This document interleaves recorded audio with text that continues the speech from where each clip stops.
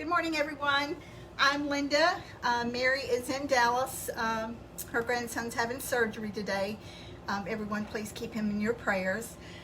We miss her today, but she'll be back with us on our next video. We're back with us soon. So today we're making cream cheese bars. For those of you who have my cookbook, it is in there. And so this is a real simple recipe. We're gonna start off with, I've got 1 stick of butter melted. This is real butter. That's all I use in my kitchen. 1 package of cake mix. It can be any kind of cake mix. It can be generic. It can be vanilla, chocolate, strawberry, lemon. Today I'm using chocolate. So and this is for the crust. And first of all, I guess I should back up and say I preheated the oven to 325. So I've got the cake mix in my bowl. I've got the butter melted. I'm going to add this in, and I'll show you just how easy this is. This is one of my little Pampered Chef prep bowls that I was telling you about yesterday. And we're going to break 1 egg, and just so you know, I use extra large eggs. I always do, have for a long time. For some reason, the chicken pieces are big, but the eggs are small, so I always use the extra large ones when I cook. So we're going to pour that in there, and I'm just going to use a whisk to whisk this together. It's going to, oops, it's lettered. It's going to make a nice little crust, and we're going to get that in the pan.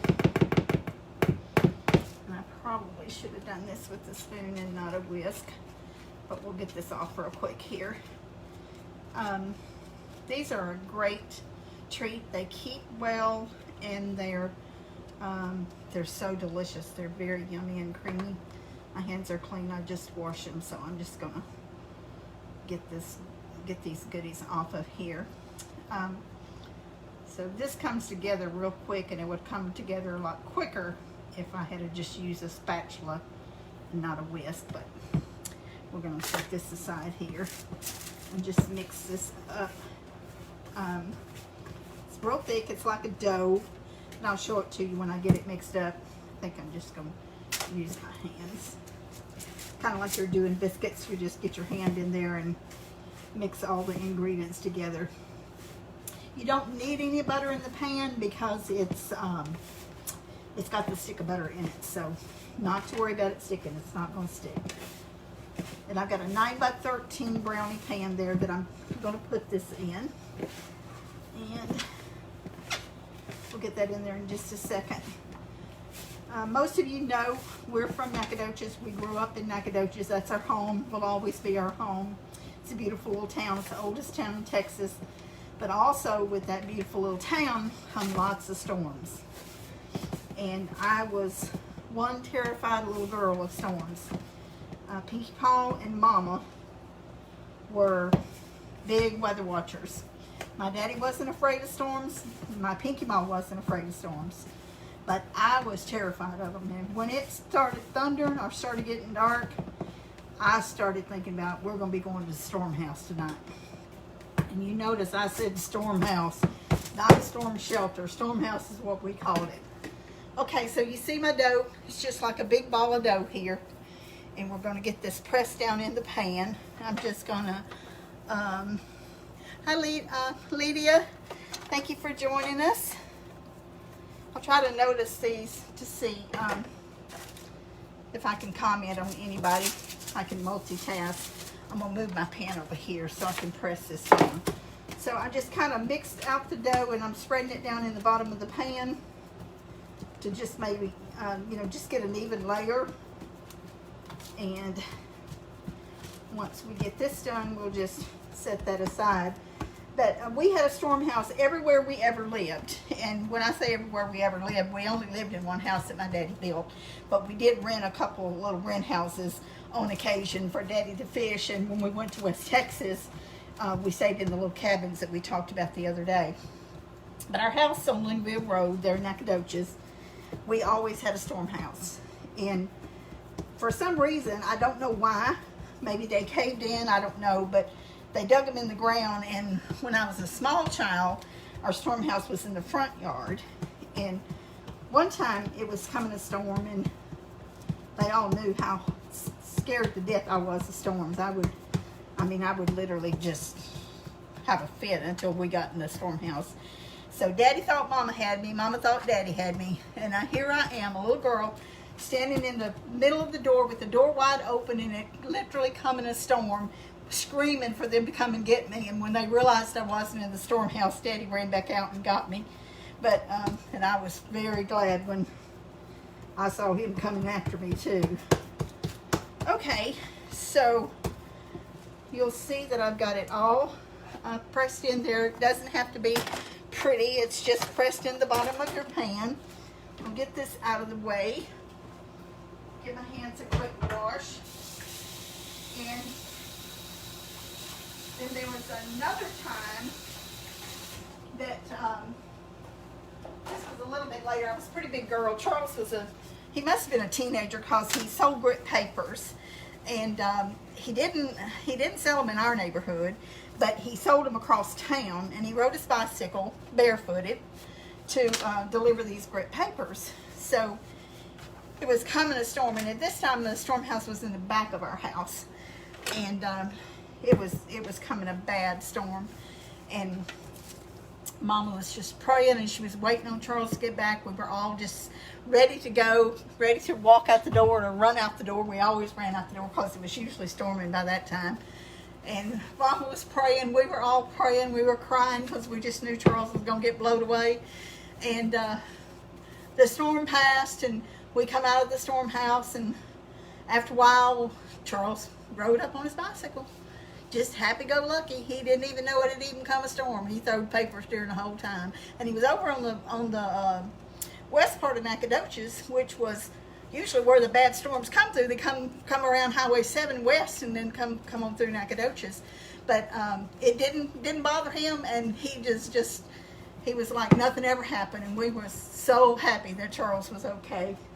So now we're going to make the filling.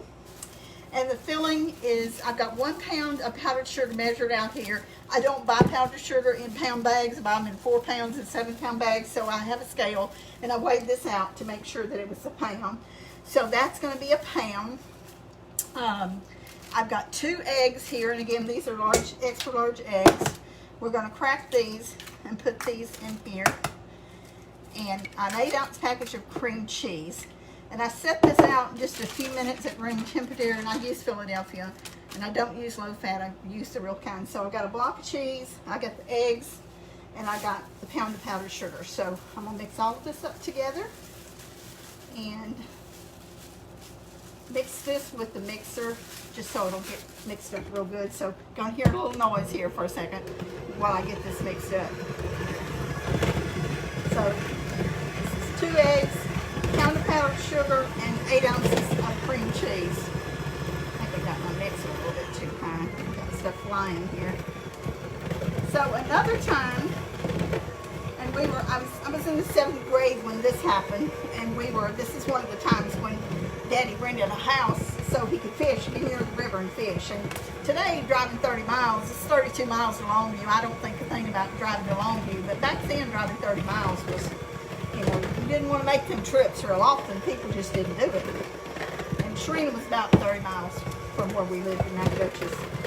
So Tinky Paw had rented a little shack down there. And when I say shack, it was a little shack. Tinky Paw hated it. It was on the side of the road on Highway 21, just right close to the river. And so Daddy decided he wanted to rent a house down there too, so they could fish and check trot lines and nets and everything. So we rented a house off of 21, a little bit further on down over in St. Augustine County. So we were all dressed, ready to go to something. I don't know if it was something to do with school or not, but we were dressed and ready to go. Mama said, no, we need to go to Pinky Paw's. They had a storm house. We need to go to the storm house. So my sister, Mary, she didn't like storm houses. She just didn't like them. She didn't like going in them. Because keep in mind, these were not modern storm houses. They had a dirt floor in them. Some of them had dirt steps. And they were a little scary themselves. They wasn't as scary to me because I knew I was safe from storm if I was in them. But we drove up over there, and Pink Paw said, it's time, we need to go. We ran out the back door and got down and slid, literally slid down these red mud steps into the storm house. And in the bottom was water in it, and there was crawdads crawling all over. And my sister literally had a fit. She was screaming and hollering. She was so much scared of those crawdads than she was the storm. But that was another time we rode out the storm in a storm house. So they wasn't funny then. We can laugh about them now, but I can rest you assured there was some scary storms come through Nacogdoches. I have a healthy respect for storms today because of us growing up where we did. Hi Mary, hi Carla, hi Bradley, hi Braden, hi everybody that's watching, Colleen, Shirley, Lynn, thank you all for watching. So here's my filling for the cream cheese bars. You see it's thick. I'm just going to pour it over the crust, and we'll get it kind of smoothed out, make sure it's all covered. Now this might not look like this is going to be anything that you want, but I'm telling you, this is a delicious bar. It is very, very good.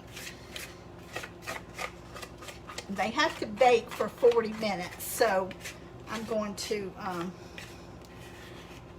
I won't stay on live the whole time they're baking, but I will come back once they're done and I get the finishing touches on them, and I'll show you a picture of what they look like so you can see. So I'm going to spread this out here. I have that molly in me. I just don't want to leave nothing in the bowl. I try to get everything out of the bowl that I can, and it takes a little time to do that. That's why chefs on TV don't. They just take out what they want and let somebody else clean up the bowl, but I don't like to do that. So I try to get it all out the way I was taught. So this is really looking really luscious. Gonna have a nice chocolate crust on it with this creamy top. And you can cut this into 24 squares. You don't want to cut it until it's completely full. The filling is going to be creamy, but it will set, and I believe I said that on the recipe. So, let me wash my hands for a second.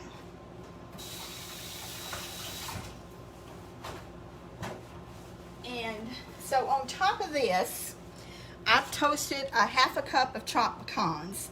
And the reason I toast nuts, I always toast my nuts. It brings out the oil in them and brings out the flavor, and it makes a world of difference in the way they taste. So I toast my nuts. If you don't like pecans or you don't want pecans, you don't have to put them in it. But to me, they're really good with it. So I'm just going to sprinkle this all over the top, and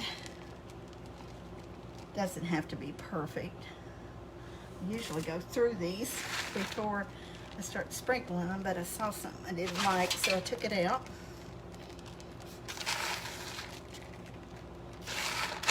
Now keep in mind, when you take these out of the oven at 40 minutes, it's going to be a little shaky in the middle, kind of like a custard or a pecan pie. Don't overcook it. They cook 40 minutes and that's it. So once it's cooked 40 minutes, take them out, just set them somewhere and let them cool. And it will be worth the wait, I promise you. Okay, here's the finished product. My oven is preheated to 325, and it's going to go in the oven. So we're going to put it in there, and we're going to set the timer for 40 minutes. And I'm going to show you my cookbook. I mentioned it on my little intro today, but I'm going to show it to you, and we don't have but just a handful left. But I'm not showing it to you for any particular reason other than I want to show you the houses and tell you why it's so special to us. So you can see I've got, this is one of the old ones here. This is the original one. We don't have any more of these left, but the name of the cookbook is Recipes from the Old Home Place, and each category has a picture of a house that is near and dear to us, to our family. The first one is, on the cover, is the Little Red House, what our family calls it. This new one doesn't have the dairy barn on the back, but the recipes from the Old Home Place too has a dairy barn on the back, and both these houses are at Ma and Pa Lee's farms. And then we have Ma's house. We have Grandpa Lee's house, my mama's granddaddy, and we have Pinky Ma's house, our house. We have actually 2 houses with Pinky Ma, one that they lived in when Mom and Daddy got married, and then the other house is the house of the first farm that Daddy bought after Mom and Daddy got married. It wasn't right after they got married. They lived in Houston for a good while he was working down there, but it was the first farm they bought. So this is actually not going to be a long video today, but I appreciate everyone joining us. I hope that you will get in your kitchen. More people are cooking now. More people are gathering their family around than what they used to, because we're homebound. I hope that you will go to my Pampered Chef page and like it, and we do have an online party going on. No pressure at all. You can join without ordering anything, but they are very, very good products, and I use them all the time. This is one of the little spatulas here that I'm going to use to take these bars out with. This is their little mini spatula, and it's a really handy little tool. So thank you all for following us. I miss Mary today. I know it's a lot more interesting when she's with me, but she'll be back with us on our next video. And make sure that you share us with your friends. Ask them to follow us. That makes a big difference when they're following us. Hi, Colleen. Thank you. Hi, Patty. Shirley, I hope I haven't missed anybody. I haven't looked at these comments the whole time I've been talking, because I'm talking and cooking and making sure that that I don't leave something out. I do want to show you one more thing before I get off here. And this is something that I do when I'm baking, not when I'm cooking, but when I'm baking. So I have these pens here, and these are erasable pens. They're Freon pens. There's 2 or 3 different kinds. This looks like a marker, but it's like a highlighter, but it's not. Every one of them have an erasable tip on them, and then there's all different colors. And I love pens. I love office stuff. So what I do when I'm doing a recipe, when I'm making something, I take a colored pen. I'll just show you one that I haven't marked on. I take a colored pen, and as I add the ingredients, I check it off. And that way, if I get distracted or phone rings, which my phone's constantly ringing, then I can go back and make sure, or that I haven't added something twice. The same thing with flour. When I'm adding flour, I make little ditto marks, and that way I know if I have to stop, I know exactly how many I've got in there. And what's so cool about it, I just did it before I even thought, what's so cool about it, after you do this, you can just erase it. So so your cookbook is still nice. But I just thought I would mention these. I love these pens. I keep 2 or 3 packs on hand all the time, just because they're so handy, and I love the fact that you can erase them. So keep following us, keep sharing us, keep asking your friends to follow us. Check out my Pampered Chef page and say a prayer for Nathan, Mary's grandson, and we will be back with you soon. And when these get done and cooled, the only other thing that I didn't tell you that we do once they're done, I have a little thing here. It's like a little sifter, and I keep powdered sugar in it, and you just are going to sprinkle powdered sugar all over the top and let that set while they cool. So as soon as they come out of the oven, you want to do that. But remember, don't cut them until they get completely cool. And when you start taking them out of the pan, start with the corner one and lift, and after you cut them, start with the corner one and lift that one up, and then they'll be a lot easier to take the rest of them up. So thanks again. We love you, and we'll see you next time. And make sure you watch for the picture of the posted picture of the finished product. Thank you guys. Love you. Bye-bye.